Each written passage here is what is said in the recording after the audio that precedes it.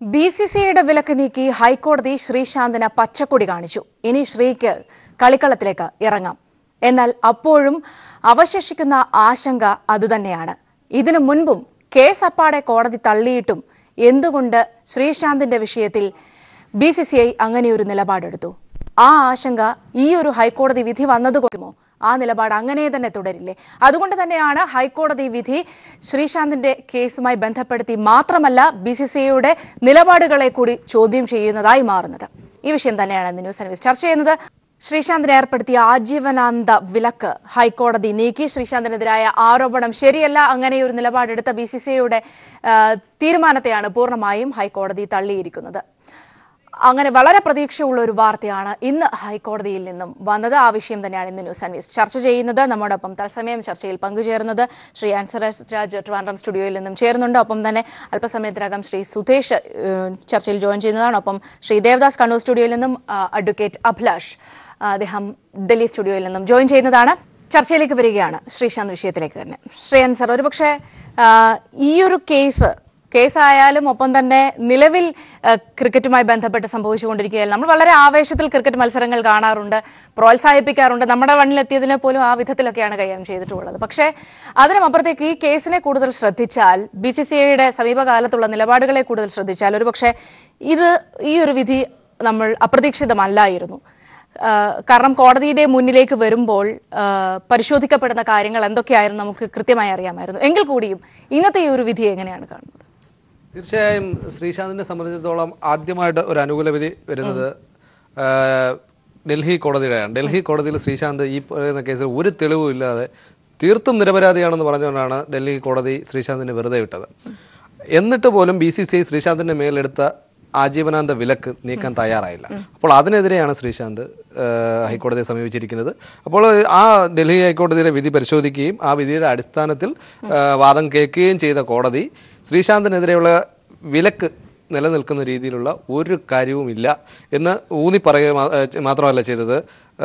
ശ്രീശാന്തിൻ്റെ വിഷയത്തിൽ ഇപ്പോൾ ജിജു ജനാർദ്ദനൻ എന്ന് പറയുന്ന ശ്രീശാന്തിൻ്റെ ഒരു സുഹൃത്ത്, അദ്ദേഹമാണ് വാദവകുപ്പുകാരുമായിട്ട് ബന്ധപ്പെട്ടതെന്നാണ് ഡൽഹി പോലീസ് അന്ന് കണ്ടെത്തിയത്. പക്ഷേ അവർക്കത് തെളിയിക്കാൻ കഴിഞ്ഞില്ല. ശ്രീശാന്തിന് ഇതിനകത്ത് പങ്കുണ്ടെന്ന് തെളിയിക്കാൻ കഴിഞ്ഞില്ല. ഒരു തെളിവ് പോലും ഇല്ലാതെ പോയി. അപ്പം ഇന്ന് നമ്മുടെ കേരള ഹൈക്കോടതി പറഞ്ഞത് ഒരുപക്ഷെ ശ്രീശാന്തിന് ജിജു ജനാർദ്ദനെ പോലെയുള്ള ഒരാളുമായിട്ട് പങ്കുണ്ടായിരുന്നു, അല്ലെങ്കിൽ ജിജു ജനാർദ്ദനന് വാദവകുപ്പുകാരുമായിട്ട് അറിവുണ്ടായിരുന്നു, ഇടപാടുണ്ടെന്ന് അറിവുണ്ടായിരുന്നുവെങ്കിൽ അത് BCCI അറിയിക്കണമായിരുന്നു ഒരു കളിക്കാരൻ എന്ന നിലയ്ക്ക്.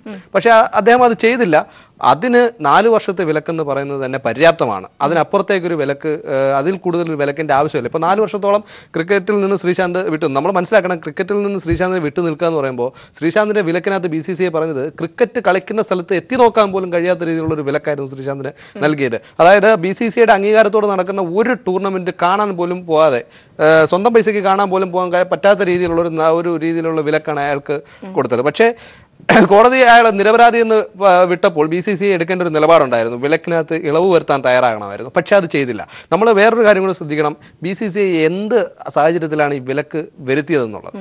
ശ്രീശാന്തിനെതിരെ ഡൽഹി പോലീസ് ബോംബെയിൽ വന്ന് അറസ്റ്റ് ചെയ്ത് കൊണ്ടുപോയതിന് തൊട്ടു പിറകെ ഒരു അന്വേഷണ പ്രഹസനം നടത്തിയതിനു ശേഷമാണ് BCCI ഞങ്ങൾ ആജീവനാന്ത കാലത്തേക്ക് ശ്രീശാന്തിനെ വിലക്കുന്നു, അല്ലെങ്കിൽ ശ്രീശാന്തിനോടൊപ്പം ഉണ്ടായിരുന്ന 2 കളിക്കാരെ വിലക്കുന്നെന്ന് പറഞ്ഞത്. ആ വിലക്ക് വരുമ്പോൾ പെട്ടെന്ന് ഇത്ര ധൃതിയിലുള്ളൊരു നീക്കം എന്തിനായിരുന്നു എന്ന് നമ്മൾ ചിന്തിക്കുമ്പോൾ മനസ്സിലാകുന്നൊരു കാര്യമുണ്ട്. BCCIയിൽ ചിലർക്കൊക്കെ ഈ ഒത്തുകളി, സ്പോട്ട് ഫിക്സിംഗ്, അഴിമതി, വാതുവെപ്പ് എന്ന് വേണ്ട N ശ്രീനിവാസന്റെ നേതൃത്വത്തിൽ നടന്നുകൊണ്ടിരുന്ന മാഫിയ ബെറ്റിംഗ് ഉൾപ്പെടെയുള്ള എല്ലാ കാര്യങ്ങളും തമ്മിൽ അറിവുണ്ടായിരുന്നു.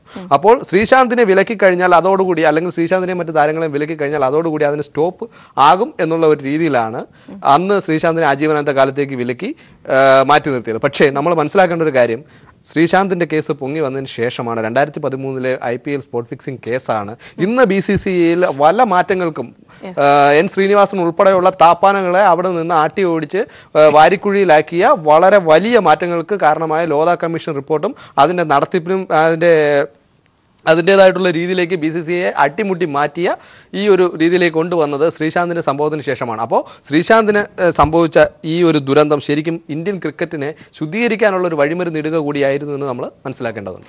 യെസ്, അഡ്വക്കേറ്റ് അഭിലാഷ്, പക്ഷേ കേസിൻ്റെ ഒരു ലീഗൽ സൈഡ് കൂടി പരിശോധിക്കേണ്ടതുണ്ട്. പ്രത്യേകിച്ച് ഇവിടെ നേരത്തെ സൂചിപ്പിച്ചതുപോലെ തന്നെ ഇവിടെ ഉണ്ടായിട്ടുള്ള ഒരു വലിയ അവഗണന, എന്തുകൊണ്ട് BCCI ഇങ്ങനെ ഒരു നിലപാടെടുത്തു, അതിനെതിരെ കൂടി ശക്തമായ ഒരു മുന്നറിയിപ്പായിരിക്കും ഒരു പക്ഷേ ഈ ഒരു വെർഡിക്റ്റ് എന്ന് പറയുന്നത് എന്ന രീതിയിലേക്ക് കാര്യങ്ങൾ കൺക്ലൂഡ് ചെയ്യാമെന്ന് കരുതുന്നു.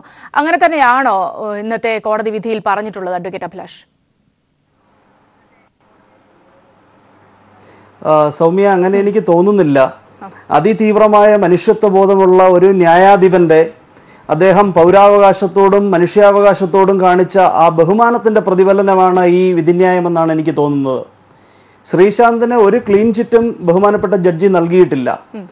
ഈ കഴിഞ്ഞ 4 വർഷമായി ഗെയിമിൽ നിന്നും അകറ്റി നിർത്തപ്പെട്ടു എന്ന ഒരു യാഥാർത്ഥ്യം വരച്ചു കാട്ടുക വഴി ഇപ്പോൾ ഈ കിട്ടിയിരിക്കുന്ന പണിഷ്മെന്റ് അത് പര്യാപ്തമാണ്. അതിനപ്പുറം ഒരു ലൈഫ് ടേം ബാൻ എന്ന് പറയുന്നത് അത് മനുഷ്യത്വരഹിതമാണ് എന്നുള്ള യാഥാർത്ഥ്യം ഉൾക്കൊണ്ട് അത് ജഡ്ജിൻ്റെ മനുഷ്യാവകാശത്തോടുള്ള അദ്ദേഹത്തിൻ്റെ ബഹുമാനമാണ് കാണിക്കുന്നത്. ശ്രീശാന്തിന് യാതൊരു രീതിയിലും ക്ലീൻ ചിറ്റ് കൊടുത്തിട്ടില്ല.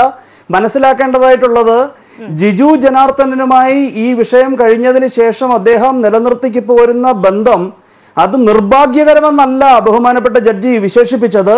അത് കണ്ടംനബിൾ ആണ്, അത് അപലപനീയമാണ് എന്നാണ് വിശേഷിപ്പിച്ചത്.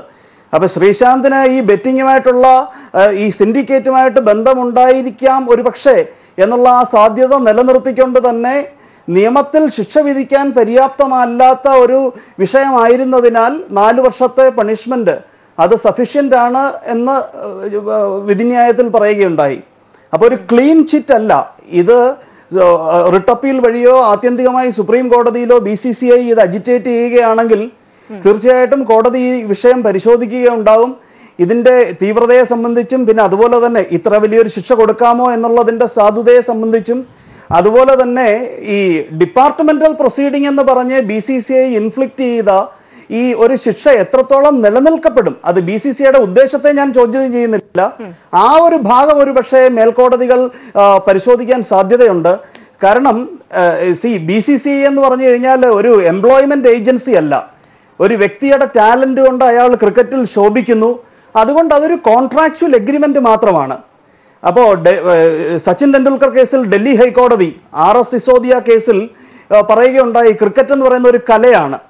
അപ്പോൾ അങ്ങനെ ഒരു കലാകാരന്, ഒരു സംഗീതജ്ഞന് സംഗീതം ആലപിക്കുവാനുള്ള അവകാശം പോലെ ക്രിക്കറ്റ് ഒരു കലയായ സ്ഥിതിക്ക് അതിനകത്ത് കലാകാരനെ ലൈഫ് ടേം ബാനിഷ് ചെയ്യുന്നതിലൂടെ ഉണ്ടാകുന്ന അതിൻ്റെ ഒരു സാങ്കേതികമായ ഒരു വിഷയമുണ്ടല്ലോ. മനുഷ്യാവകാശം വഞ്ചിക്കപ്പെടുന്നു, ഭരണഘടനാപരമായ വിഷയങ്ങളുണ്ട്, right to life and liberty അവിടെ വയലേറ്റ് ചെയ്യപ്പെടുന്നു. അങ്ങനെയൊക്കെയുള്ള വശങ്ങൾ ഒരുപക്ഷെ പരിശോധിക്കപ്പെടേണ്ടതായിട്ടുണ്ട്. പിന്നെ നാം മനസ്സിലാക്കേണ്ടത്, ഇന്ത്യൻ ഭരണഘടന ഒരിക്കലും ഇരട്ട ശിക്ഷ ഒരു വിഷയത്തിലും ഒരു വ്യക്തിക്കും നൽകുവാൻ അനുവദിക്കുന്നില്ല. എങ്കിൽ തന്നെയും ഒരു ശിക്ഷയ്ക്ക് വിധിക്കപ്പെട്ട ഒരാളെ ഡിപ്പാർട്ട്മെന്റൽ പ്രൊസീഡിങ്ങിന് വിധേയമാക്കുന്നതിന് നിയമം അനുവദിക്കുന്നുണ്ട്. ഇവിടെ ശ്രീശാന്തിന്റെ കാര്യത്തിൽ നാം മനസ്സിലാക്കേണ്ടത്, അദ്ദേഹം ശിക്ഷയ്ക്ക് വിധിക്കപ്പെട്ടയാളല്ല. ക്രിമിനൽ നടപടികളിൽ നിന്ന് ഒഴിവാക്കപ്പെട്ട ഒരാൾക്ക് ഇങ്ങനെ ഒരു ഡിപ്പാർട്ട്മെന്റ് അല്ലാത്ത, സർക്കാർ ഡിപ്പാർട്ട്മെന്റ് അല്ലാത്ത BCCI ഒരു ലൈഫ് ടേം ബാൻ അയാളുടെ മുകളിൽ ഇമ്പോസ് ചെയ്യുക എന്ന് പറഞ്ഞാൽ അത് വളരെ ഗ്രോസ് ആയിട്ടുള്ള ഒരു പണിഷ്മെന്റ് ആണ്. അങ്ങനെ ഒന്ന് ഇമ്പോസ് ചെയ്യുവാൻ, പ്രത്യേകിച്ചും ഒരു എംപ്ലോയ്മെന്റ് ഇല്ല, ഇതിനകത്ത് പെൻഷൻ ഇല്ല, ഇതിനകത്ത് സ്റ്റിപ്പുലേറ്റഡ് ആയിട്ടുള്ള സാലറി ഇല്ല, വ്യക്തി ഡിസ്പ്ലേ ചെയ്യുന്ന ടാലന്റിനെ മാത്രം അക്നോളജ് ചെയ്തുകൊണ്ട് കിട്ടുന്ന വരുമാനമാണുള്ളത്. അപ്പോൾ ജീവിക്കുവാനുള്ള ആർട്ടിക്കിൾ 19(1)G പ്രകാരം താൻ ആഗ്രഹിക്കുന്ന തൊഴിലെടുത്ത് ജീവിക്കുവാനുള്ള ആ വ്യക്തിയുടെ അവകാശത്തെ അവിടെ വഞ്ചിക്കപ്പെടുകയാണ് ചെയ്തത്. അങ്ങനെ നിരവധി നിയമപരവും ഭരണഘടനാപരവുമായിട്ടുള്ള വിഷയങ്ങൾ ഇതിനകത്ത് ഉൾപ്പെട്ടിട്ടുള്ളത് കൊണ്ട് ഈ BCCIയുടെ തീരുമാനത്തിൻ്റെ സാധുത ഒരുപക്ഷെ ഇനി റിട്ട് അപ്പീൽ വഴിയോ അല്ലെങ്കിൽ സുപ്രീം കോടതിയിലോ ഒക്കെ പരിശോധിക്കപ്പെടാനുള്ള സാധ്യതയുണ്ട്. തീർച്ചയായിട്ടും ഇതൊരു മഹനീയമായ ഒരു വിധി തന്നെയാണ്.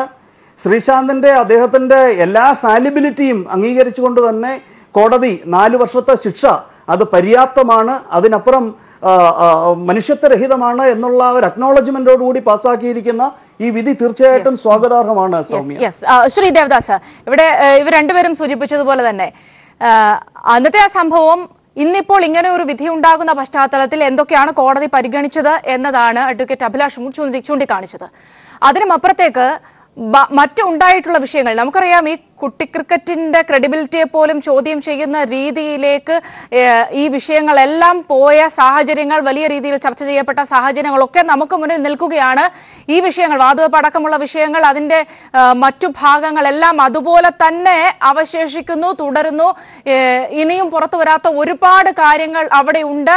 അത് ഇവിടെ നേരത്തെ BCCIയുടെ വിഷയം ചൂണ്ടിക്കാണിച്ചതുപോലെ തന്നെ പലതും മാറ്റി നിർത്തപ്പെട്ടിട്ടുണ്ട്, അല്ലെങ്കിൽ ഒളിച്ചു വെപ്പിക്കപ്പെട്ടിട്ടുണ്ട് എന്നുള്ള യാഥാർത്ഥ്യമൊക്കെയും ഇപ്പോഴും തുടരുകയാണ്.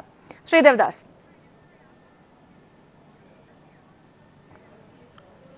സൗമ്യ, ഞാനൊന്ന് കുറച്ച് നേരം ഒന്ന് എക്സ്പ്ലെയിൻ ചെയ്യണം. എന്താ പറയുക, ഇത് ക്രിക്കറ്റിന്റെ നിയമം വേറെ, BCCIന്റെ നിയമം വേറെ. അതൊന്ന്. അതിൽ ഞാൻ ആദ്യം കൺഗ്രാജുലേറ്റ് ചെയ്യുന്ന ഈ ഹൈക്കോടതി, കേരള ഹൈക്കോടതി പ്രത്യേകിച്ചിട്ട് ഈ ഒരാഴ്ചയായിട്ട് കായിക താരങ്ങൾക്ക് പ്രതീക്ഷ നൽകിയിരിക്കുന്നു. ഈ ഇന്ത്യൻ അത്ലറ്റിക് ഫെഡറേഷനെയും BCCIയും തലപ്പത്തുള്ളവർ വീരപ്പന്മാരെക്കാട്ടും വെല്ലുന്നവരെ. വീരപ്പൻ പിന്നെയും ഡീസൻ്റ് ആണ്.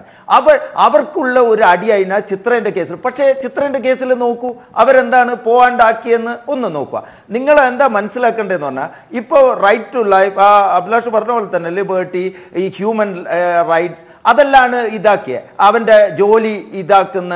അപ്പോൾ കോടതി ഒരു നിരീക്ഷണം. അതിൽ മുഷ്താഖിനെ പറഞ്ഞതല്ല. എന്താ പറയുക, മുഷ്താഖ് ഒരു പഴയ ഒരു ക്രിക്കറ്ററും കൂടിയാണ്, നല്ലൊരു ഓഫ് സ്പിന്നറാണ്.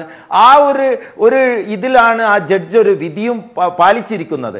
പക്ഷേ ഇതിൻ്റെ അപ്പുറം കാണേണ്ടത് എന്താന്ന് പറഞ്ഞാൽ, ഇതേ ഡൽഹി കോടതി 2 കൊല്ലവും 2 മാസവും മുമ്പേ വിധിച്ചിട്ടും ഈ ശ്രീശാന്തിനെ BCCI പറഞ്ഞു, ഞങ്ങൾ അന്വേഷിച്ച് പുറത്താക്കിയാണ്, വി ഹാവ് സർട്ടൻ റൂൾസ്, അതിന് ഓട്ടോണോമി ക്ലോസ് ഉണ്ട്, ഞങ്ങൾക്ക് കോടതി വിധി ഇല്ല എന്ന് പറഞ്ഞ് ഇതേ കേസിയെയും മറ്റേതും എല്ലാം ഒത്തുചേർന്നിട്ട് ഈവനെ പ്രാക്ടീസ് ചെയ്യാൻ പോലും എഫിലിയേറ്റഡ് ഗ്രൗണ്ടിൽ കളിച്ചിട്ടില്ല. അതൊന്ന്. പിന്നെ ഒന്ന് നോക്കുക, ഇപ്പൊ ശ്രീശാന്ത് പോയാലും ഇതേ ഡൽഹി പോലീസ് ഡൽഹി ഹൈക്കോടതിയിൽ അപ്പീൽ കൊടുത്തിരിക്കുന്നു. ഡൽഹി മറ്റേ കോടതി വിട്ടതിൻ്റെ എതിരെ ശ്രീശാന്ത്, ജിജു ജനാർദ്ദൻ എല്ലാ കേസ്. അതാണ് നിങ്ങൾ നേരത്തെ കൊണ്ടുവന്നത്. ജിജു ജനാർദ്ദൻ ഇപ്പൊ കേരളത്തിൽ ഉടനീളം ഓൾ കേരള ടൂർണമെന്റ് KCA എഫിലിയേറ്റഡ്, അത് ജില്ലാ എഫിലിയേറ്റഡ് ക്ലബ്സിനെല്ലാം കളിച്ചുകൊണ്ട് നിൽക്കുന്ന 2015 ശേഷം. അതാണ് നിങ്ങൾ നേരത്തെ സ്കോർ കാർഡ് കൊടുത്തത്. അതൊന്ന്. പക്ഷേ വേറെ ഒന്ന് നിങ്ങൾ നോക്കേണ്ടത്, ഈ ഓട്ടോണോമി എന്ന് പറഞ്ഞാൽ സുപ്രീം കോടതി ഠാക്കൂറിന്റെ വിധി ന്യായത്തിൽ കൃത്യമായി പറഞ്ഞു, ഓട്ടോണോമി എന്ന് പറഞ്ഞാൽ കൊള്ളയടിക്കാനുള്ളതല്ല, യുവർ ആക്ടിവിറ്റീസ് ആർ നോസിയാറ്റിംഗ് എന്നാ പറഞ്ഞത്. അതൊന്നും ഇവർക്ക് ഒളിപ്പില്ല. സൗമ്യയോട് ഒന്നും കൂടി പറഞ്ഞുതരാം, ഈ വിക്കറ്റ് 3 ഈ ജഡ്ജിന്റെ ഓഫ് സ്പിന്നിൽ തെറിച്ചെങ്കിലും ഈ ഉളിപ്പില്ലാത്ത വീരപ്പൻസ് ബണ്ടി ചോസ് കൺട്രോളിംഗ് ക്രിക്കറ്റ് ഇൻ ഇന്ത്യ എന്ത് ചെയ്യുന്നു പറഞ്ഞാൽ, ആ 3 വിക്കറ്റും അവിടെ കുത്തിവെച്ചിട്ട് പിന്നെയും ബാറ്റ് ചെയ്യുന്ന ഓർക്ക് ഇതൊന്നും ഒരു പ്രശ്നമല്ല. അവരെ നിയന്ത്രിക്കുന്നത് പണം. Board of control for cricket in India എന്ന് പറഞ്ഞാൽ ക്രിക്കറ്റിനെ കൺട്രോൾ ചെയ്യാൻ മാത്രമേ ഓർക്കുള്ളൂ. പക്ഷെ അവരെ കൺട്രോൾ മുഴുവൻ മണിയും പവറുമാണ് സൗമ്യ. അതുകൊണ്ടാണ് 1 കൊല്ലമായിട്ടും കഴിഞ്ഞ ജൂലൈ 18 ഖലീഫുള്ളയും ഠാക്കൂറും വിധിച്ച ഒരു വിധിന് ശേഷവും ഇന്നും ലോധ കമ്മിറ്റി വന്ന റിഫോർമേഷൻ 4 ഐറ്റംസ് 70 വയസ്സുകാർക്ക് പറ്റില്ല, 1 സ്റ്റേറ്റ് 1 അസോസിയേഷൻ ഓറ് പാലിക്കുന്നില്ല. ഓഗസ്റ്റ് 18 സുപ്രീം കോടതി ആ ലക്ഷ്യത്തിന് എടുക്കേണ്ടതാണ്. കർണന്റെ എതിരെ എടുത്തു, MP ജയരാജന്റെ എതിരെ എടുത്തു, കഡ്ജുവിന്റെ എതിരെ എടുത്തു. പക്ഷേ സുപ്രീം കോടതിയും ഇങ്ങനെ കാത്തു നിൽക്കുകയാണ് ചെയ്യുന്നത്. എന്തറിയാ, 1 കൊല്ലമായി. ഈവൻ വീരപ്പൻ ശ്രീനിവാസൻ കഴിഞ്ഞ മാസത്തെ SGMൽ പങ്കെടുത്തു 70 വയസ്സായിട്ട്. എൻ്റെ അടുക്കുള്ള ഈ കാർഡിലും കണ്ണൂർ ക്രിക്കറ്റ് അസോസിയേഷൻ ഇല്ലേ ഭാരവാഹി ഇസാഖ്, ആ ക്ലബിലാണ് ജിജു ജനാർദ്ദൻ കളിച്ചത്. ഇസാഖ് നാളെ ഒരു ദിവസം നോമിനേറ്റുള്ള 19-ാം തീയതി ജില്ലാ ഇലക്ഷൻ പഴയ ബൈലോ പ്രകാരമാണ് നടത്തുന്നത്. ഇതാണ് പഴയ ബൈലോ പ്രകാരം. പക്ഷെ ഇവർ കോടതിയിൽ CEO വിനോദ് റായിയോടും പറഞ്ഞത്, ഞങ്ങൾ മറ്റേ ലോധ കമ്മീഷനെ അംഗീകരിക്കുന്നതെന്ന്. TC മാത്യുവും കമ്പനിയും. ഇതേ TC മാത്യുവും ബാലകൃഷ്ണനുമാണ് മെയ് 16 ശ്രീശാന്തിനെ അറസ്റ്റ് ചെയ്തത് 2013 IPL ഫിക്സിംഗ്. എന്നിട്ട് ടെററിസ്റ്റിനെ കൊണ്ടുവന്ന പോലെ റോട്ടുമിലെ നടത്തി. ഏറ്റവും വലിയ അത് നീരജ് കുമാർ, അതൊന്ന് പറയാം. അപ്പോൾ TC മാത്യുവും ബാലകൃഷ്ണനും പിറ്റേ ദിവസം മെയ് 17 കോഴിക്കോട് ഒരു പ്രസ് കോൺഫറൻസ് വിളിച്ചു പറഞ്ഞു, ജിജു ജനാർദ്ദന്റെ കമ്പനിയാണ് ശ്രീശാന്തിനെ മോശമാക്കുന്നത്. ആ ജിജു ജനാർദ്ദനെ ഇപ്പോൾ 2015 ശേഷം കേരളത്തിലെല്ലാം കളിച്ചുകൊണ്ടിരിക്കുന്നത്. 2 വേൾഡ് കപ്പ് നേടിയ ശ്രീശാന്തിന് കളിക്കാൻ പറ്റുന്നില്ല. അപ്പൊ നോക്കൂ, ഇവരെ ഡബിൾ ഇത് ഇന്ന് പറയുന്നു കേരള ക്രിക്കറ്റ് അസോസിയേഷൻ BCCI പറഞ്ഞാൽ കളിപ്പിക്കാം. പക്ഷെ BCCI പറയില്ല. എന്താ പറയുക, BCCI ശ്രീനിവാസനും ഈ കുംബ്ലെയും വേറെ ഒരു ഈ നിരഞ്ജൻ ഷായെല്ലാം കൂടിയിട്ട് എടുത്ത തീരുമാനമാണ് ഇത്. ജെറ്റ്ലിയും ടെലികോൺഫറൻസ് വഴി ശ്രീശാന്തിന് ഒരു ചോദ്യം ചോദിക്കാണ്ട് പുറത്താക്കിയത് ആദ്യം. അപ്പോൾ ഒന്നും കൂടി ഞാൻ സൗമ്യ പറയാം ക്ലിയർ ആയിട്ട്. ആർട്ടിക്കിൾ 11.3C ക്ലോസ് ഉണ്ട് ഇതിൽ BCCIന്റെ എന്ന് പറഞ്ഞാൽ those owners who indulge in betting or being disruptive to the game of cricket must be terminated with immediate effect. അത് ക്ലോസ് ആണ്, IPL ക്ലോസ്. അത് പ്രകാരം CSKനെയും രാജസ്ഥാൻ റോയൽസിനെയും BCCI ആജീവനാനന്ദ വിലക്കണ്ടിയാണ്. പക്ഷേ അത് സുപ്രീം കോടതിയിൽ ഇവർ വാദിച്ചിട്ട് സുപ്രീം കോടതി എന്നാ പറയണ്ടേ, ഞങ്ങൾക്ക് ഈ റൂള് പറയില്ല, BCCI റൂൾസ് പ്രകാരം അപ്ലൈ ചെയ്താൽ മതി. അതിന് വരെ സുപ്രീം കോടതി 2 കൊല്ലത്തെ സസ്പെൻഷൻ മാത്രം കൊടുത്ത് അടുത്ത IPL വരുന്നു. അതേസമയം ഇതേ BCCI അതേ കേസിൽ ശ്രീശാന്തിനെ ആജീവനാനന്ദ വിലക്കിയിരിക്കുന്നു. അതാണ് പാരഡോക്സ് സൗമ്യ കണ്ടത്. അത് അങ്ങനെ കളിക്കുന്ന ഈ BCCI ഈ വീരപ്പന്മാർ ഉള്ളിടത്തോളം ശ്രീശാന്തിന് രക്ഷയില്ല. ശ്രീശാന്തിന് രക്ഷ വേണ്ടിക്കൽ ഇപ്പോൾ കമ്മിറ്റി ഓഫ് അഡ്മിനിസ്ട്രേറ്റർ COAയിൽ ഒരു അപേക്ഷ കൊടുക്കുക. കമ്മിറ്റി ഓഫ് അഡ്മിനിസ്ട്രേറ്റർ സ്ട്രിക്റ്റ് ആയിട്ട് പറയുക ശ്രീശാന്തിന്റെ case must be consider separately. അതിന് ഇവരെ SDMO ഒന്നും വിളിക്കൂലല്ലോ. ഇവർക്ക് വേണ്ടത് പൈസേന്റെയും ഈ ടെറസ്ട്രിയൽ ലൈറ്റ് TV റൈറ്റ്സ് എല്ലാം IPL 10 കൊടുക്കാൻ പോകുന്ന ആ കോടിയൊക്കെ വേണ്ടിയിട്ട് ഇവർ ഇമ്മീഡിയറ്റ് ആയിട്ട് വിളിക്കും എല്ലാ മേളയും. പക്ഷെ ശ്രീശാന്തിന് 35 വയസ്സായി, ഇനിയും ഒരു 2 കൊല്ലം കൂടി കഴിഞ്ഞാൽ അവന് കളിക്കാൻ പറ്റൂല. അതുകൊണ്ട് അവന് വേണ്ടത് ഡിസ്ട്രിക്റ്റില് ഏതെങ്കിലും ഒരു ക്ലബിന് കളിക്കാൻ വിടൂ, രഞ്ജി കളിക്കാനെങ്കിലും വിടൂ. അവൻ പ്രൂവ് ചെയ്യട്ട് ഇന്ത്യൻ ടീമിൽ. ആദ്യം തന്നെ ഇന്ത്യൻ ടീമിൽ വരണമെന്ന് ശ്രീശാന്തും പറയുന്നില്ല. One of the best swing bowlers in the world ആണ് അവൻ. ജെയിംസ് ആൻഡേഴ്സൺ കഴിഞ്ഞാൽ വൺ ഓഫ് ദ ബെസ്റ്റ് സീമറും സ്വിംഗറും വൺ. ആ ശ്രീശാന്തിന്റെ ഭാവിയാണ് ഇവർ കളഞ്ഞത്. ഞാൻ തിരികെത്താം. ശ്രീ അൻസാർ, അവിടെയാണ് അതായത് ഈ വാതുവെപ്പിന്റെ കഥകൾ അതുമായി ബന്ധപ്പെട്ട് ബാക്കിയുള്ളവർക്ക് നേരെ ഇപ്പോൾ ടീമിന്റെ കാര്യം തന്നെ ദേവദാസ് എടുത്ത് പറയുകയുണ്ടായി. അവരോടൊക്കെ എന്താണ് BCCI സ്വീകരിച്ചിരുന്ന സമീപനം, അല്ല അവരൊക്കെ ഇപ്പോൾ എവിടെ നിൽക്കുന്നു, ശ്രീശാന്ത് എവിടെ നിൽക്കുന്നു എന്നുകൂടി പരിശോധിക്കുമ്പോഴാണ് 2 വേൾഡ് കപ്പിന്റെ ടീമിന്റെ കരുത്തായി നിന്ന ആൾ, ഇത്രയേറെ ഫോമിൽ നിന്നിരുന്ന ഒരാൾ, ആ ഒരു ഘട്ടത്തിലാണ് ഈ വിധത്തിൽ ശ്രീശാന്ത് മാറ്റി നിർത്തപ്പെട്ടത്. അവിടെയാണ് ഇപ്പോൾ ഇങ്ങനെ ഒരു വിധി വരുമ്പോഴും എത്രത്തോളം ആശ്വാസകരമാണ് ഇപ്പോഴും BCCIയുടെ മുമ്പിൽ ശ്രീശാന്തിന്റെ ഭാവി, അല്ലെങ്കിൽ ശ്രീശാന്തിനെ പോലുള്ളവരുടെ ഭാവി? BCCIയുടെ ഭാഗത്ത് നിന്ന് ഇപ്പോൾ നമ്മൾ അറിഞ്ഞ അവരുടെ ഒരു പ്രതികരണം എന്ന് പറഞ്ഞു കഴിഞ്ഞാൽ നിയമപരമായിട്ട് അതിൻ്റെ സാധ്യതകൾ പരിശോധിച്ച് നോക്കട്ടെ, നമ്മൾ വേണ്ടത് ചെയ്യാവുന്നതാണ്. BCCI വൈസ് പ്രസിഡന്റായ TC മാത്യു പറഞ്ഞത് ഞങ്ങൾ പണ്ട് തൊട്ടേ KCA ശ്രീശാന്തിൻ്റെ കൂടെയാണ്, അദ്ദേഹത്തെ കളിപ്പിക്കാനുള്ള എല്ലാ പിന്തുണയും ഞങ്ങൾ നൽകുമെന്ന് പറഞ്ഞു. കേരള ക്രിക്കറ്റ് അസോസിയേഷൻ്റെ സെക്രട്ടറി ജയേഷ് ജോർജ് പറഞ്ഞതും ഞങ്ങൾ ശ്രീശാന്തിൻ്റെ കൂടെ ഉണ്ട് എന്നൊക്കെയാണ് പറഞ്ഞത്. ഇതൊക്കെ ഒരു പറച്ചിൽ മാത്രമായി മാറുമോ എന്നുള്ളതാണ് പ്രധാനപ്പെട്ട സംശയം. കാരണം അതെ, ശ്രീശാന്തിനെ സംബന്ധിച്ചിടത്തോളം അദ്ദേഹം പറഞ്ഞ പ്രായം ഒരു വളരെ പ്രധാനപ്പെട്ട ഘടകമാണ്. 34 വയസ്സെന്ന് പറയുന്നത് ഇന്ത്യൻ ടീമിലേക്ക് തിരിച്ചു വരണമെങ്കിൽ 17ാമത്തെ വയസ്സ് മുതൽ അദ്ദേഹം പ്രയത്നിച്ചു തുടങ്ങി, അല്ലെങ്കിൽ ആ 17ാമത്തെ വയസ്സിൽ അതേ പ്രകടനം വീണ്ടും കാഴ്ചവെച്ചെങ്കിൽ മാത്രമേ തിരിച്ചു വരാൻ പറ്റൂ. പക്ഷേ ഇതിനകത്തൊക്കെ എപ്പോഴും ഉള്ളത് ഒരു കാവ്യനിധി എന്ന് പറയുന്ന ഒരു സാധനം ഉണ്ടല്ലോ. അതായത് ഒരു കുറ്റം ചെയ്തിട്ടുള്ള, നേരത്തെ അദ്ദേഹം പറഞ്ഞു ശ്രീശാന്തിന് ഈ കോടതി ക്ലീൻ ചിറ്റ് നൽകിയിട്ടില്ലെന്ന്. ശ്രീശാന്തിന് ഈ കോടതി അല്ല ക്ലീൻ ചിറ്റ് നൽകിയത്, ഡൽഹി കോടതിയാണ് ക്ലീൻ ചിറ്റ് നൽകിയത്. അതിനെതിരെ അവർ ഡൽഹി പോലീസ് അപ്പീൽ പോകുന്നേ ഉള്ളൂ. അത് പറഞ്ഞത് ശ്രീശാന്തിനെതിരെ ഒരു തെളിവ് പോലും ഇല്ല. അപ്പോൾ അയാളെ ഒരു തെളിവ് പോലും ഇല്ലാതെ കേസ് തള്ളിക്കളഞ്ഞു. നിരപരാധി, പൂർണ്ണമായും നിരപരാധി എന്ന് പറഞ്ഞാണ് വിട്ടത്. അത് തന്നെയാണ് ക്ലീൻ ചിറ്റ് എന്ന് പറയുന്നത്. 2, അങ്ങനെ പുറത്താക്കിയ ഒരാളെ, അങ്ങനെ പിന്നെ കോടതി നിരപരാധി എന്ന് കണ്ടെത്തിയ ഒരാളെയാണ് പിന്നെ വീണ്ടും ആജീവനാന്തകാല വിലക്കിനകത്ത് ഒരു മാറ്റവും വരുത്താതെ അതേ വിലക്ക് തന്നെ തുടർന്നുകൊണ്ടിരുന്നത്. അപ്പോൾ ശ്രീശാന്തിനെ സംബന്ധിച്ചിടത്തോളം ഇന്നത്തെ വിധി വന്നതോടുകൂടി അയാൾ കുറ്റക്കാരനല്ലാതെ വീണ്ടും ശിക്ഷ അനുഭവിക്കേണ്ട ഒരു ഗതികേടിൽ നിന്ന് കുറച്ച് കാലത്തിന് ശേഷമെങ്കിലും അയാൾ മാറി. ഒരു കുറ്റക്കാരൻ എന്നുള്ള ഒരു ആരോപണത്തിൻ്റെ പുറത്ത് അയാൾ 2015 വരെ ശിക്ഷ അനുഭവിച്ചു, വിലക്ക് എന്ന് പറയുന്ന ശിക്ഷ അനുഭവിച്ചു.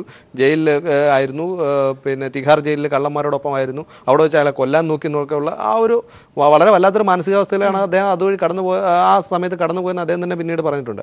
അപ്പോൾ അതെല്ലാം കഴിഞ്ഞിട്ട് അത്രയ്ക്കും വളരെ വലിയ ഒരു ശിക്ഷ അനുഭവിച്ച ഒരാൾക്ക് കാവ്യനീതി എന്ന നിലയിൽ അയാളെ ക്രിക്കറ്റ് പന്ത് എറിയാൻ BCCI അല്ലെങ്കിൽ KCAയുടെ ഏതെങ്കിലും ഒരു ഗെയിമിൽ ക്രിക്കറ്റ് കളിക്കാൻ അനുവദിക്കുന്ന ഒരു പന്തെങ്കിലും എറിയാൻ അനുവദിക്കുന്ന ഒരു ദിവസം വരണമെന്ന് തന്നെയാണ് ഒരു കായിക പ്രേമി എന്ന നിലയിൽ ഞാൻ ആഗ്രഹിക്കുന്നത്. കാരണം അത് മാത്രമേ ഒരു അദ്ദേഹത്തോട് കാണിക്കുന്നൊരു നീതിയാവൂ.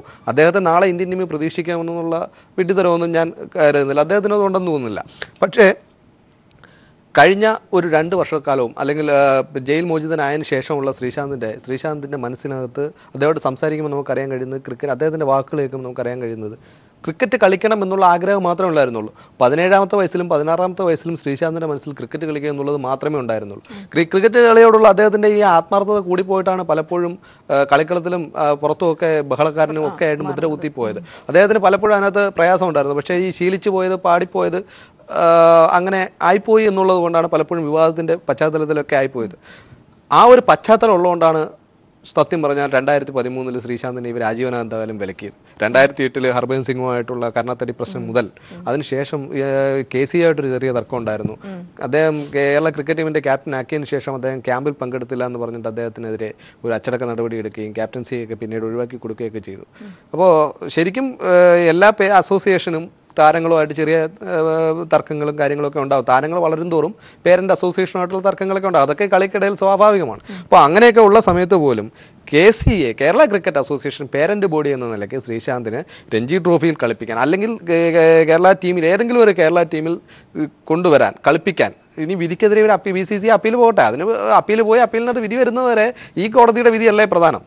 അപ്പോൾ അതുവരെ ശ്രീശാന്തിനെ കളിപ്പിക്കാനുള്ള ഒരു സ്വാതന്ത്ര്യം, അഫിലിയേറ്റ് ചെയ്തിട്ടുള്ള ഏതെങ്കിലും ക്ലബ്ബിൽ കളിക്കാനുള്ള സ്വാതന്ത്ര്യം, നേരത്തെ പറഞ്ഞാൽ ജിജു ജനാർദ്ദനത്തിന് കളിക്കാം, ശ്രീശാന്തിന് കളിക്കാൻ പറ്റില്ല എന്ന് പറഞ്ഞാൽ അതൊരു ശരിയായ പ്രവണതയല്ല. പിന്നെ നേരത്തെ പറഞ്ഞത് BCCIയിലെ മേലാളന്മാരുടെ കാര്യം പറഞ്ഞു. BCCIയിലെ മേലാളന്മാർ എപ്പോഴും ഇങ്ങനെ തന്നെയാണ്. 2 വർഷത്തേക്ക് മാത്രമേ N ശ്രീനിവാസൻ്റെ ടീം മാറി നിൽക്കുന്നുള്ളൂ. 2 വർഷം കഴിയുമ്പോൾ വരുന്നു ഗുരുനാഥ് അയ്യപ്പനും സംഘം. അവർ തന്നെയാണ് ആ ടീമിൻ്റെ പിന്നിലുള്ളത്.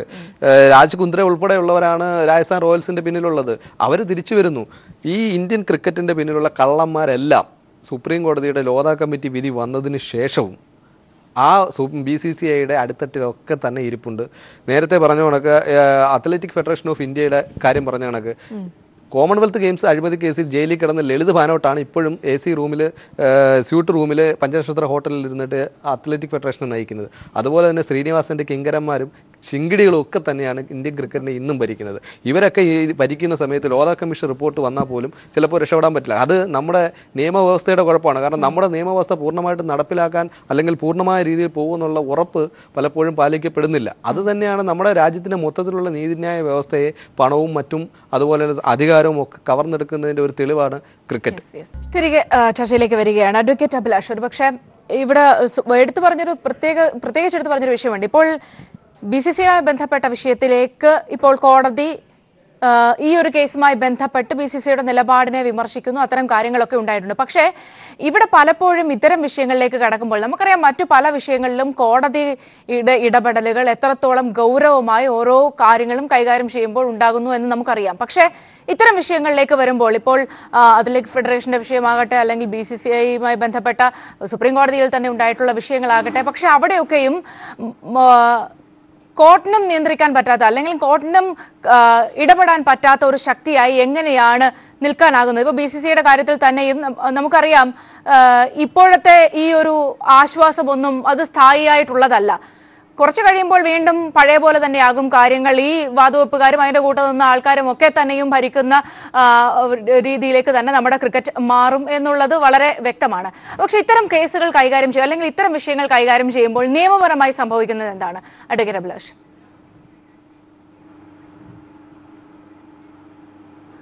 സൗമ്യ, എനിക്ക് മുമ്പ് ഇവിടെ സംസാരിച്ച മാന്യ സുഹൃത്ത് പറയുകയുണ്ടായി, ക്രിമിനൽ നടപടിയിൽ നിന്നും ശ്രീശാന്തിനെ ഒഴിവാക്കിയത് കൊണ്ട് ഇതുപോലെ ഡിപ്പാർട്ട്മെന്റൽ പ്രൊസീഡിങ്സിന് അദ്ദേഹത്തിനെ വിധേയമാക്കാൻ കഴിയില്ല. ഒരു കാര്യം മനസ്സിലാക്കേണ്ടതായിട്ടുള്ളത്, ക്രിമിനൽ നടപടിയുടെ അളവുകോൽ എന്ന് പറഞ്ഞാൽ വളരെ തീവ്രവും വ്യത്യസ്തവുമാണ്. ക്രിമിനൽ നടപടി ചട്ടപ്രകാരം എടുത്ത പ്രൊസീഡിങ്സിൽ നിന്നും ആത്യന്തികമായിട്ട് ഒരാൾ ഒഴിവാക്കിപ്പെട്ടു പോയാലും ഡിപ്പാർട്ട്മെന്റൽ പ്രൊസീഡിങ്സ് ഇനീഷ്യേറ്റ് ചെയ്യുവാനൊക്കും. അപ്പോൾ ഏത് ഡിപ്പാർട്ട്മെൻറ്റിനാണെങ്കിലും അതിൻ്റേതായ ധാർമ്മികതയും റൂൾസും ചട്ടങ്ങളും ഒക്കെ ഉണ്ട്. ഇത് BCCI ഒരു ഡിപ്പാർട്ട്മെൻ്റ് ആണോ അല്ലയോ എന്നതിനെക്കുറിച്ചൊക്കെ തീർച്ചയായിട്ടും ഡിബേറ്റ് നടക്കേണ്ടിയിരിക്കുന്നു. ഇതൊരു ഏജൻസിയാണ്. ശ്രീശാന്തുമായിട്ടുള്ളതൊരു ജോബ് കോൺട്രാക്റ്റ് ആണ്.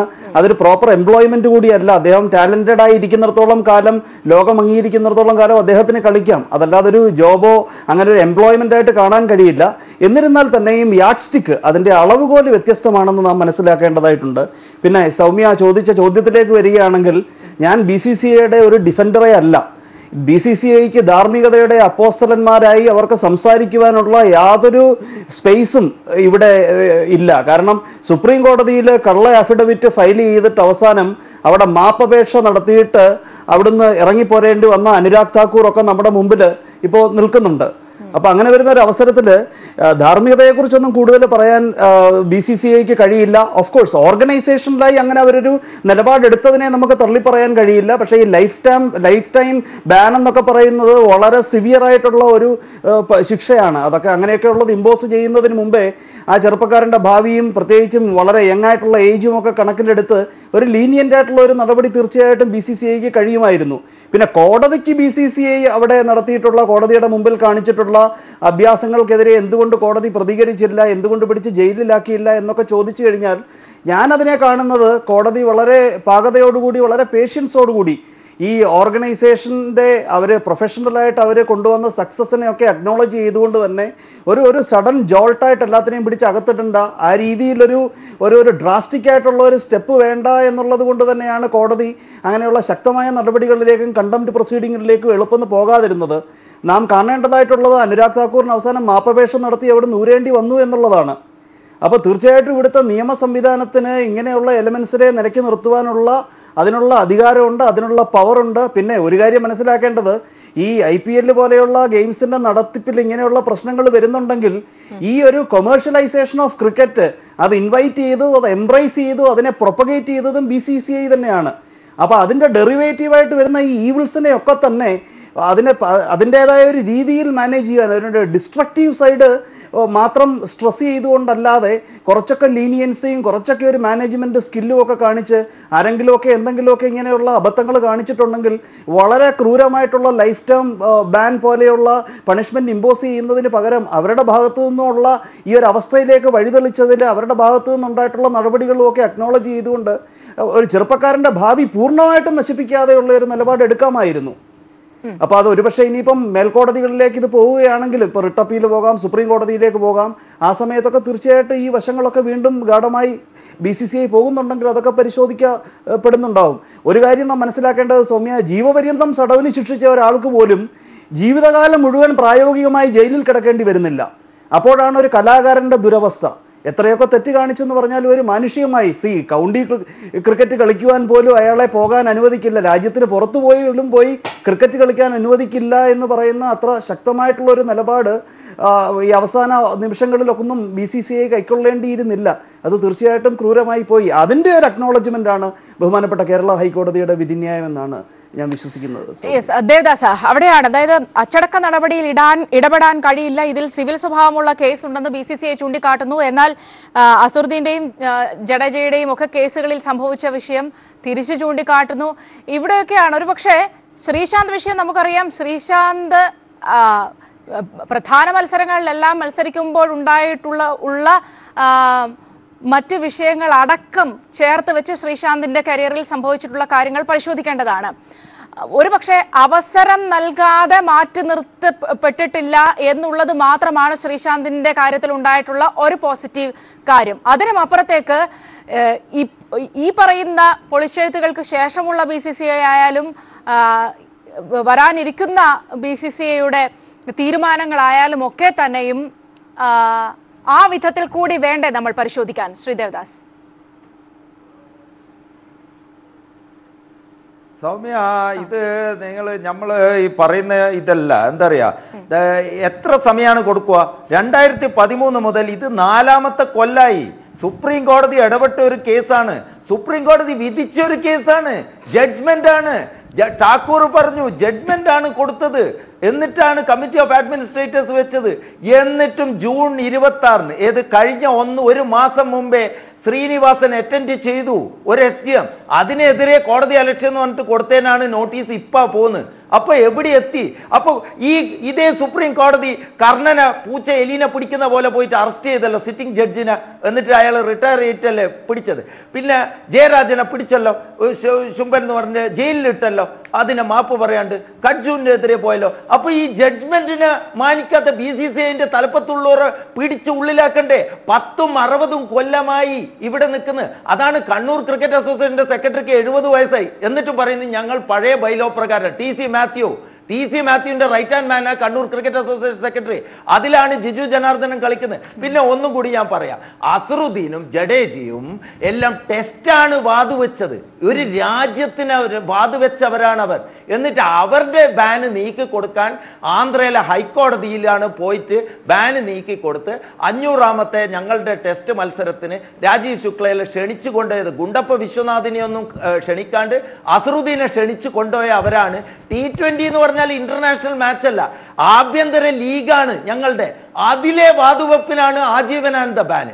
ടെസ്റ്റ് മത്സരം ബാന് ചെയ്തവനെ ഈ അസറുദ്ദീൻ അജയ് ജഡേജനെ ഒന്നും ബാനിൽ നിന്ന് മോചിപ്പിക്കുന്നു. അതെങ്ങനെയാണ്? പിന്നെ ഇതേ ക്ലബ്ബ് മാച്ച് ചെയ്ത ടെർമിനേഷൻ എന്നാണ് ക്ലോസ് പറയുന്നത്. ഇപ്പൊ BCCIന്റെ ക്ലോസിൽ ഇടപെടാൻ പറ്റൂല എന്ന് പറയുന്നു. ഓക്കെ, പിന്നെ എങ്ങനെയാണ് സുപ്രീം കോടതി 2 കൊല്ലത്തെ സസ്പെൻഷൻ മാത്രം CSKക്കും RRനും കൊടുക്കുക? സുപ്രീം കോടതി പറയണ്ടേ BCCI റൂൾസ് വിൽ അപ്ലൈ, ഞങ്ങൾക്ക് ഇതിൽ ഇടപെടാൻ പറ്റൂല. അതിലെങ്ങനെയാണ് ഇടപെട്ടത്? അതാണ് നോക്കേണ്ടത്. സുപ്രീം കോടതിയെ നിശ്ചിതമായി വിമർശിക്കണം. സുപ്രീം കോടതിയാണ് RRനും CSKക്കും ഈ അടുത്ത IPL ലെവലിൽ വരാൻ വേണ്ടിയിട്ട് ഇത് കൊടുത്തത്. ഈ എന്തുകൊണ്ട് അത് പറ്റി?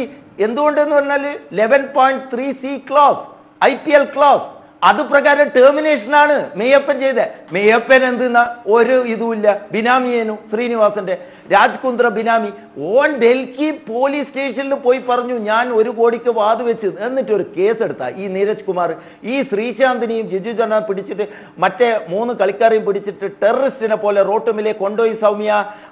അതേസമയം വാത് വെച്ച 13 സീൽ കവർ പ്ലേസ് ഉണ്ട്, അതിൽ പ്രമുഖ പ്ലേസ് ഉണ്ട്. എന്നിട്ട് അത് സുപ്രീം കോടതി അടവെച്ചിട്ടിരിക്കുന്ന ഇപ്പു 4 കൊല്ലം കഴിഞ്ഞ് കോഴി വിരിഞ്ഞ് അവിടെ ഇരിക്കുന്ന അതിനാരും ചോദ്യം ചെയ്യണ്ടേ? അവിടുന്ന് ഒരാൾ ചോദ്യം ചെയ്തില്ല. ഞങ്ങൾ ഈ ശ്രീശാന്തിനെ മാത്രം ലൈഫ് ബാൻ കൊടുത്തു. അതിനെന്താ നാച്ചുറൽ? പിന്നെ ഒന്നും പറയാം, ശ്രീശാന്തിനെ അറസ്റ്റ് ചെയ്ത നീരജ് കുമാർ ഇന്ന് BCCIന്റെ ആന്റി കറപ്ഷൻ സെക്യൂരിറ്റി യൂണിറ്റിന്റെ ചീഫാണ് സൗമ്യ. അതാണ് തമാശ. ഈ ആന്റി കറപ്ഷൻ യൂണിറ്റ് എന്ന് പറഞ്ഞാൽ ഒരു മാർക്കി പോലത്തെ ഒരു സാധന. ഈ നമ്മൾ സാരി പീടികയിൽ കാണുന്നില്ല ഒരു പ്രതിമ വെക്കുന്നത്, അതുപോലത്തെ ഒന്നിനും കൊള്ളാത്ത ശുംഭന്മാർ. അത് ഒന്നാമത്. എന്നിട്ട് അവൻ നീരജ് കുമാർ ഇപ്പൊ ഹെഡാണ്. അപ്പൊ നീരജ് കുമാർ ഹെഡായ ACSU ഉള്ള BCCI ജനറൽ കൗൺസിൽ എങ്ങനെയാണ് ശ്രീശാന്തിനെ ഇനി തിരിച്ചു കൊണ്ടുവരുക? അപ്പൊ നീരജ് കുമാർ പുറത്തു പോകണ്ടേ? അതുകൊണ്ട് ശ്രീശാന്തിന്റെ വഴി അടക്കും BCCI. KCA എന്ത് ചെയ്യും? ഫാക്സ് ചെയ്തെന്ന് പറയും. TC മാത്യു ഇന്ന് നിങ്ങൾ ചോദിച്ചാൽ പറയും ഞങ്ങൾ ഇതിന്റെ പിന്നിലാണ്. ഇതേ TC മാത്യു ആണ് 2013-17 പ്രസ് കോൺഫറൻസ് പറഞ്ഞ ജിജു ജനാർദ്ദനാണ് ശ്രീശാന്തിനെ വാതുവെപ്പിലേക്ക് നയിച്ചത്, ബാലകൃഷ്ണൻ അന്ന്. അപ്പം ഇപ്പം TC മാത്യു വെസ്റ്റോൺ ചീഫാണ്. ഇന്ന് രാത്രി വേണ്ടിക്കൽ നാളേക്കൊരു അവൈലബിൾ എമർജൻസി കൂടിയിട്ട് ശ്രീശാന്തിന് കളിക്കാം, ഫസ്റ്റ് ക്ലാസ് കളിക്കാം, ക്ലബ് ടൂർണമെന്റ് കളിക്കാം, രഞ്ജിയിൽ കളിക്കാം, എല്ലാം പ്രാക്ടീസ് ചെയ്യാന്നല്ല പറയാ. പക്ഷെ അത് ചെയ്യില്ല സൗമ്യ. എന്തറിയാ, ശ്രീശാന്തിനെ ഒതുക്കേണ്ടത് കുറേ ആളെ ആവശ്യമാണ്. എന്തറിയാ, ഇതിൽ വലിയ വലിയ സ്രാവുകളുണ്ട്. നമ്മളെ പൾസർ സുരി പറയുന്ന പോലെ വലിയ വലിയ സ്രാവുണ്ട്. അപ്പൊ വലിയ വലിയ സ്രാവിനെ പിടിക്കേണ്ടതിന് പകരം ചരുവിനെ പിടിച്ചിട്ട് ആദ്യം പുറത്തിട്ടു. അതുകൊണ്ടാണ് ഇവർക്ക് ക്ലോസ് എന്ന് 60 കോടിയാണ് ശ്രീനിവാസനും BCCIയും ചെലവിട്ടത് സുപ്രീം കോടതിയിൽ. അതേസമയം ശ്രീശാന്ത് സ്വന്തം 2 വേൾഡ് കപ്പ് കൊണ്ടുവന്ന ശ്രീശാന്ത് സ്വന്തം കീശെന്ന് പൈസ ഇട്ട് തിഹാർ ജയിലിൽ ഇതേ JB ജംഗ്ഷനിൽ അവൻ്റെ അളിയനാണ് പറഞ്ഞ എൻ്റെ അളിയനെ കൊല്ലാൻ നോക്കി. അങ്ങനെയാണ് ആ വാർത്തയെങ്കിലും പുറത്തറിഞ്ഞത്. ഇത് എത്ര കൊല്ലായി? ഇവരെ വേർഡിക്റ്റിനെയാണ് വെല്ലുവിളിക്കുന്നത്. ഓഗസ്റ്റ് 18 സുപ്രീം കോടതി. അത് ഞാൻ നോക്കുന്നു. എന്താ കാര്യം എന്ന് പറഞ്ഞാൽ അന്ന് BCCIനെ അറസ്റ്റ് ചെയ്തിട്ടില്ലെങ്കിൽ സുപ്രീം കോടതി ഇതിൽ എന്തോ ഒരു കള്ളക്കളികൾ. ഇപ്പം വേറെ ഒറ്റയൊന്നും കൂടി പറഞ്ഞിട്ട് ഞാൻ അവസാനിപ്പിക്കുക സൗമ്യ. ഈ വാതുവെപ്പിൽ ദാവൂദ് ഇബ്രാഹിമാണ് ഉൾപ്പെടുന്നത്. വാതുവെപ്പ് വേൾഡ് ക്രിക്കറ്റിലുണ്ട്. കഴിഞ്ഞ മാസം ചാമ്പ്യൻസ് ക്ലബിന് മുമ്പേ മുഹമ്മദ് ഇർഫാൻ, ഷർജിൽ ഖാൻ, പാകിസ്ഥാന്റെ ടോപ്പ് ക്രിക്കറ്റേഴ്സ് എല്ലാം വാതുവെപ്പിൽ കുടുങ്ങിയിരിക്കുന്നു. വേൾഡിൽ അതൊരു നീരാളിപ്പിടുത്താണ്. ആ ദാവൂദ് ഇബ്രാഹിമിന്റെ കേസല്ല ഇവർ ഒതുക്കി വെച്ചു. സമ്പത്ത് കുമാർ CBCID മദ്രാസ് ഒതുക്കി, ബോംബെ ആ കേസ് ഒതുക്കി, ഡൽഹി കേസ് ശ്രീശാന്തിന്റെ മാത്രം ലൈവായിട്ട് വെക്കുന്നു. എവിടെ? അപ്പോൾ ഇവർക്ക് രാജ്യദ്രോഹമൊന്നുമില്ല. അനുരാഗ് താക്കൂർ അല്ലേ പ്രസിഡന്റിനും? അപ്പോൾ ഇവർക്ക് ഇപ്പൊ BJP ഭരിക്കുന്ന ഗവൺമെന്റ് അല്ലേ? എന്തിനും പറഞ്ഞാൽ രാജ്യസ്നേഹം പറയുന്നവർ ദാവൂദിനെ പിടിക്കുന്നില്ലല്ലോ. അതാണ് ആ ഗ്യാങ് ഇപ്പോൾ ഉണ്ട്. അതുകൊണ്ടാണ് സുനന്ദ പുഷ്കറിന്റെ മരണത്തിൽ IPL ആയിട്ട് 70 കോടിന്റെ മരണം എന്ന് പറയുന്നത് 70 കോടി ആണ് എന്ന് പറയുന്നത് കൊലപാതകം. പിന്നെ വേറെ ഒന്ന്, 2012 ഇവിടുത്തെ ഫസ്റ്റ് ക്ലാസ് ക്രിക്കറ്റേഴ്സിനെ ബെറ്റ് ചെയ്ത് എന്നിട്ട് രഞ്ജിയിൽ ബെറ്റ് ചെയ്ത് എന്നിട്ട് ലൈഫ് ബാൻ കൊടുത്ത കുറേ ആളുണ്ട്. ശലഭ് ശ്രീവാസ്തവ, മറ്റേ ബറോഡേൻ്റെ പ്ലെയറല്ലോ പാവം. അന്നേ ഒരു റിപ്പോർട്ട് ഉണ്ടായിരുന്നു ഈ ഇന്ത്യയിലുള്ള IPL ലിസ്റ്റിംഗ് ഇതുണ്ട്. അന്ന് ശ്രീനിവാസൻ പറഞ്ഞ് ഇല്ലാന്ന്. പക്ഷെ ശ്രീനിവാസന്റെ ക്ലബ് തന്നെ കളിക്കുന്നു. ഈ 13 സീൽ പ്ലേയേഴ്സിൽ ധോണി പോലത്തെ ഉണ്ടോയെന്ന് സംശയം. പക്ഷെ അതേ ധോണി തന്നെ CSKയിലേക്ക് വരും മാർക്കി പ്ലെയർ ആയിട്ട്. അതാണ്. അപ്പോൾ എങ്ങനെയാണ് സുപ്രീം കോടതി വിടുക? സുപ്രീം കോടതി പറഞ്ഞോ അന്ന് കളിച്ച ആളൊന്നും ആ ക്ലബിന് കളിക്കരുത്, CSKക്കും 6 പക്ഷേ ഇല്ല. ഇവരെ ശില്പ ഷെട്ടി ഇപ്പം ഇവരെ സ്വച്ഛ് ഭാരതിന്റെ ബ്രാൻഡ് അംബാസിഡറാണ് മോഡിന്റെ. ഏത് ബെറ്റ് അടിച്ചോള് ഈല് പുറത്തായോള്. അതാണ് ഇവിടെ നടക്കുന്നത്. ഇവിടെയുള്ള താങ്കൾ നേരത്തെ പറഞ്ഞ ഒരു കാവ്യനീതി പോലും നടപ്പാക്കാൻ ആകുമെന്ന യാതൊരു പ്രതീക്ഷയും വെക്കാതെ ശ്രീദാസ് ദേവദാസ് കാര്യങ്ങൾ ചൂണ്ടിക്കാണിച്ചത്.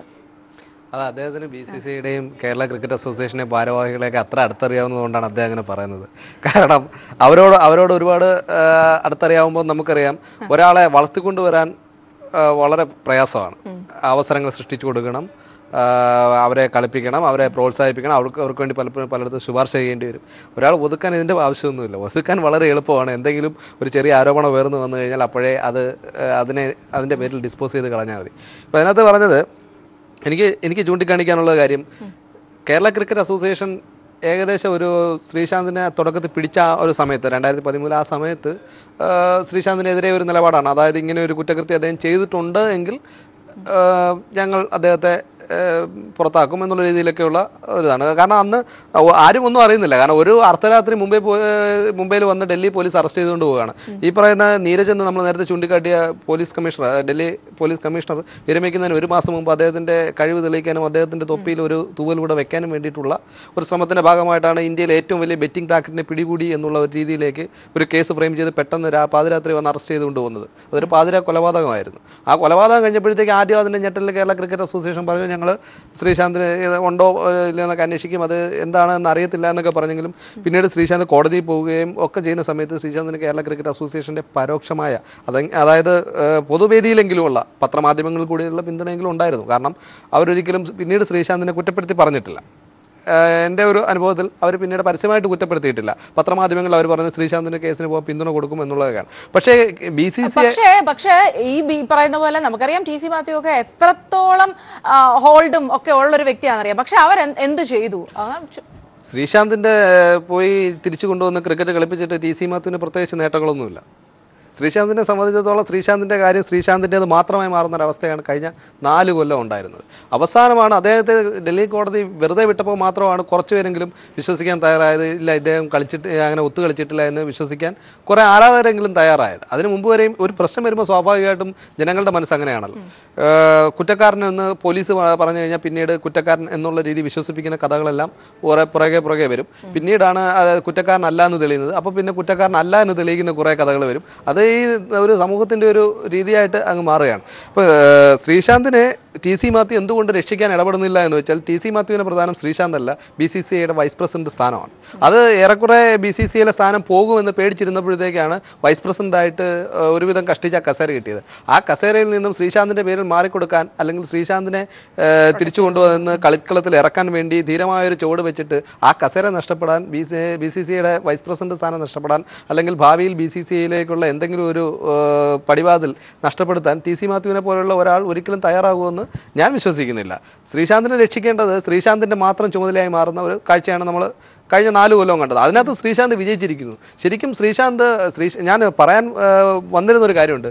നമ്മൾ എന്തൊക്കെ പറഞ്ഞാലും മറ്റേതൊരു കളിക്കാരനുമാണെങ്കിൽ മാനസികമായിട്ട് വളരെയധികം തകർന്നു പോകേണ്ട ഒരു സാഹചര്യത്തിൽ കൂടെയാണ് ശ്രീശാന്ത് വന്നത്. പക്ഷേ ഇപ്പോഴും ശ്രീശാന്ത് വളരെ പോസിറ്റീവായിട്ട് ഈ സമയത്തെല്ലാം പരിശീലനം നടത്തുകയും അങ്ങനെ പരിശീലനം നടത്തുന്നു. ഞാൻ ക്രിക്കറ്റ് തിരിച്ച് കളിക്കും ചേട്ടാ എന്ന് പറഞ്ഞ് ഏത് മാധ്യമപ്രവർത്തനം കണ്ടാലും ഞാൻ തിരിച്ച് കളിക്കും എന്ന് പറയുന്ന ഒരു ആത്മവിശ്വാസം പുറത്ത് കാണിക്കാൻ അദ്ദേഹത്തിന് കഴിയുന്നെങ്കിൽ ആ മനസ്സിൻ്റെ ഒരു കട്ടിയാണ് അത്. ഒരുപക്ഷെ ഈ ചെറുപ്രായത്തിലെ തന്നെ ഒരുപാട് വിവാദങ്ങളിലൂടെ കടന്നു പോകുന്നുണ്ട്. കാരണം ഇന്ത്യൻ ക്രിക്കറ്റിൽ ധോണി ഉൾപ്പെടെയുള്ള ആൾക്കാർ ശ്രീശാന്തിൻ്റെ അതേ കാലഘട്ടത്തിൽ കളിച്ചു വരിക, അവർ പിന്നെ ഇന്ത്യൻ ക്രിക്കറ്റിൻ്റെ നെടുന്തൂണുകളായി മാറുകയും ചെയ്ത ഒരു സാഹചര്യത്തിൽ വളർന്നു വന്ന ഒരാളാണ് ശ്രീശാന്ത്. ആ ശ്രീശാന്തിന് ഒരുപാട് തിരിച്ചടികൾ നേരിട്ടു. ഈ തിരിച്ചടികളിൽ നിന്നെല്ലാം കിട്ടിയ മാനസികമായിട്ടൊരു കരുത്ത് ശ്രീശാന്തിനുണ്ട്. ആ കരുത്ത് കൊണ്ടാണ് ശ്രീശാന്ത് ഇപ്പോഴും ഈ കോടതി വിധി വരെ നേടിയെടുത്തത്. അല്ലെങ്കിൽ ശ്രീശാന്ത് എന്താ പറയുക, ഈ കോടതി വിധി വന്നപ്പോഴത്തേക്ക് ഞാൻ തെറ്റുകാരനല്ലല്ലോ, എനിക്ക് സമാധാനമായി, എൻ്റെ മനസ്സമാധാനം തിരിച്ചു കിട്ടി എന്ന് പറഞ്ഞ് പോകുന്ന ഒരവസ്ഥയിൽ നിന്ന് പകരം അദ്ദേഹം ചെയ്തത് ഞാൻ കളിക്കും, ഞാൻ ഇനിയും കളിക്കും, ഞാൻ രഞ്ജി കളിക്കട്ടെ. അതായത് ആദ്യത്തെ ചൂട് അദ്ദേഹം പറഞ്ഞു ഞാൻ രഞ്ജി കളിക്കട്ടെ, ഇന്ത്യൻ ടീമിൽ തിരിച്ച് കളിക്കും എന്നുള്ള അവകാശവാദമല്ല അദ്ദേഹം നടത്തി. ഞാൻ രഞ്ജി കളിക്കട്ടെ, അതിന് എനിക്ക് കഴിയട്ടെ, അതിന് എനിക്ക് പിന്തുണ കിട്ടട്ടെ എന്നാണ് പറഞ്ഞത്. അതിനുള്ള ഫിറ്റ്നസ് പുള്ളി നിലനിർത്തുന്നുണ്ടെങ്കിൽ തീർച്ചയായും തിരിച്ചു വരും. അദ്ദേഹത്തിൻ്റെ ശരീരത്തിന് ഒരുപക്ഷെ ഈ കരുത്ത് ഇല്ലാതിരിക്കുക, അല്ലെങ്കിൽ കരുത്ത് ചോർന്നിട്ടുണ്ടാകും, പക്ഷേ മനസ്സിൻ്റെ കരുത്ത് ഇരട്ടിയായിട്ടേ ഉള്ളൂ. അത് അദ്ദേഹത്തെ വളരെയധികം തുണയ്ക്കും. അത് അങ്ങനെ ഒരു ശ്രീശാന്ത് ഒരിക്കൽ കൂടി പന്തെറിയുന്നത് കാണണമെന്ന് തന്നെയാണ് എൻ്റെ വ്യക്തിപരമായ ആഗ്രഹം. ചർച്ചയിലേക്ക് വരികയാണ് അഡ്വക്കേറ്റ് അഭിലാഷ്. ഒരു പക്ഷേ ഇവിടെ ശ്രീ ദേവദാസ് BCCIയുമായി ബന്ധപ്പെട്ട് കോടതിയിൽ നിന്ന് തന്നെ ഉണ്ടായിട്ടുള്ള വിഷയങ്ങളെ ചൂണ്ടിക്കാണിക്കുകയുണ്ടായി. എൻ്റെ ഒരു മറുപടിയാണ് ഞാൻ താങ്കളിൽ നിന്നും പ്രതീക്ഷിക്കുന്നത്.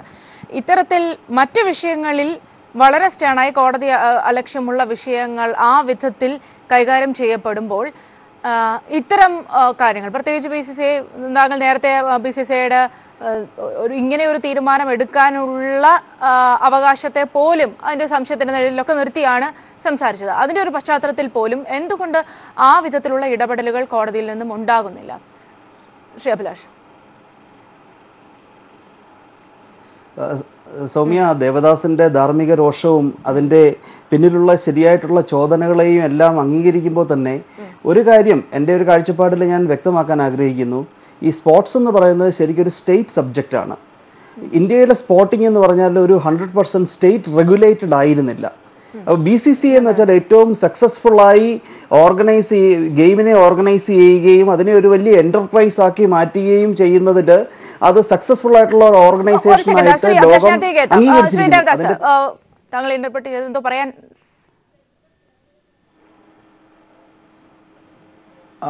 ഇത് അഭിലാഷോട് ഒന്നും ചോദിക്കാനല്ലേ, അത് state subject, sports state subject ആണ് ഉള്ളത് എഴുതി വെച്ചാണ്. പക്ഷേ എന്തുകൊണ്ടാണ് അഭിലാഷ് ഇതേ സുപ്രീം കോടതി രണ്ടാമതും തെറ്റ് ചെയ്തതിന്? ഇവർക്ക് ഈ ടെർമിനേഷൻ എന്തുകൊണ്ട് BCCI റൂൾസ് അപ്ലൈ ചെയ്യുക, ടെർമിനേറ്റ് ചെയ്യേണ്ട ഒന്ന്. രണ്ടാമത് നിങ്ങളോട് ചോദിക്കാനുള്ളത്, മുകിൽ ഒരു സജഷൻ പറഞ്ഞു, ഈ വാതുവെപ്പിന് നിങ്ങളൊന്ന് സുപ്രീം കോടതി, അപ്പോഴേക്ക് സുപ്രീം കോടതി ഇതൊന്ന് പരിശോധിക്കണം എന്ന് പറഞ്ഞിട്ട് ലോ കമ്മീഷൻ ജൂൺ 30 വാതുവെപ്പ് ലീഗലൈസ് ചെയ്യാൻ വേണ്ടിയിട്ട് ഇന്ത്യയിൽ പോന്നു. അത് 2 ലക്ഷം കോടി ഉണ്ട്, 20,000 കോടി ഉണ്ട്. എന്തിനാണ് സുപ്രീം കോടതി വേണ്ടാത്തടുത്ത് ഇടപെട്ടത്? ദാവൂദ് ഇബ്രാഹിമിനെ പിടിക്കാണ്ട്, അല്ലെങ്കിൽ ഈ വാതുവെപ്പ്, ലോകത്തിന്റെ വാതുവെപ്പ് വേൾഡ് ക്രിക്കറ്റിൽ നടക്കുന്ന അത് പിടിക്കാണ്ട് എന്തിനാണ് ഈ ഇല്ലാത്ത സബ്ജക്റ്റിൽ കയറിയത് സുപ്രീം കോടതി? അഭിലാഷ് ഒന്ന് ഉത്തരം പറയൂ. അല്ല ദേവദാസ്, സുപ്രീം കോടതി അങ്ങനെ അല്ല, ബെറ്റിംഗ് ലീഗലൈസ് ചെയ്യുന്നതിനെയോ അങ്ങനെയുള്ള നീക്കങ്ങളെയോ ഒന്നും തന്നെ ഞാൻ സപ്പോർട്ട് ചെയ്യുന്നില്ല. അതിനെ ഒന്നും സപ്പോർട്ട് ചെയ്യാതെ തന്നെ എന്തുകൊണ്ട് BCCIയുടെ കാര്യത്തിൽ സുപ്രീം കോടതി ശക്തമായി ഒരു നിലപാടെടുത്തില്ല എന്ന ദേവദാസിന്റെ ചോദ്യത്തിന് മറുപടി പറയുവാനായിരുന്നു ഞാൻ ശ്രമിച്ചത്.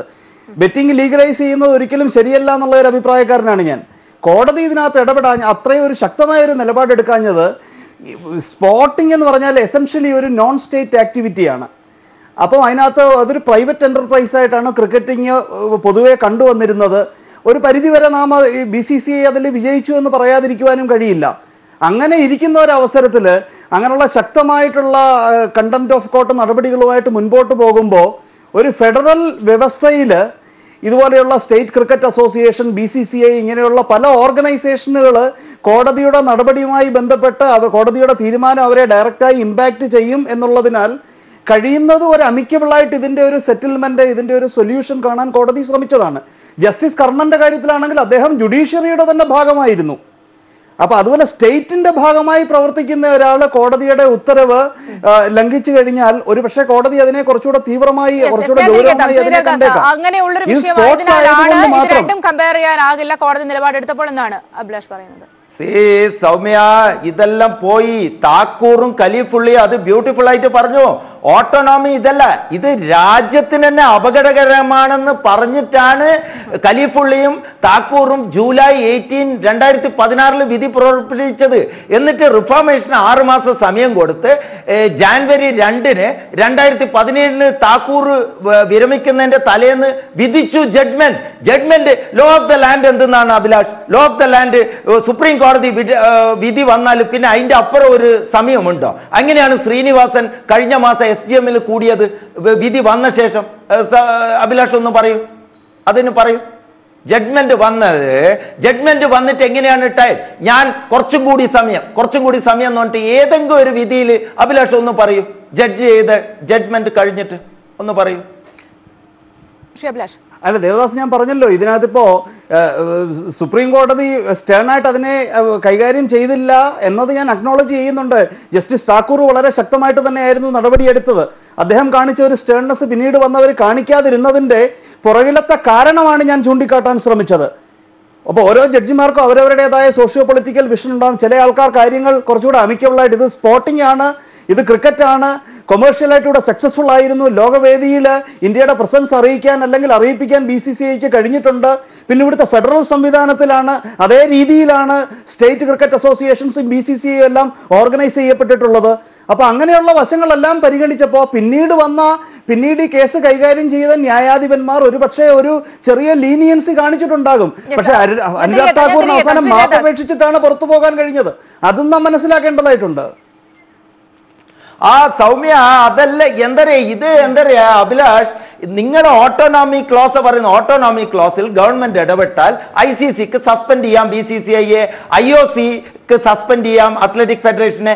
അതല്ല ഇതെന്ന് പറഞ്ഞാൽ രാജ്യത്തിന്റെ അപകടം. ദാവൂദ് ഇബ്രാഹിം ഇടപെടുന്നു, മോസ്റ്റ് വാണ്ടഡ് ക്രിമിനൽ.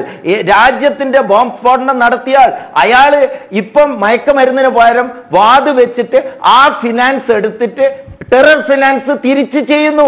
അത് നോക്കി നിൽക്കുന്നു BJPയും കോൺഗ്രസ് ഗവൺമെന്റും. അവരെ നേതാക്കളാണ് BCCIയിലും ഭരിക്കുന്നത്. അതുകൊണ്ടാണ് സുപ്രീം കോടതി പറഞ്ഞത് autonomy clause is not a power given to freely run or loot the cricket but to enhance the cricketers എന്ന് പറഞ്ഞ board of control for cricket in India എന്ന് പറഞ്ഞ ക്രിക്കറ്റിന്റെ എൻഹാൻസ്മെന്റ് മാത്രമേ ഉള്ളൂ BCCIക്ക് റൂള്. പക്ഷേ ഇവർക്ക് പണവും. അതുകൊണ്ടാണ് ശ്രീനിവാസന് കഞ്ഞി വെച്ചെടുത്തോണ്ട് TC മാത്യു എല്ലാം വൈസ് പ്രസിഡന്റ് ആവുന്നു.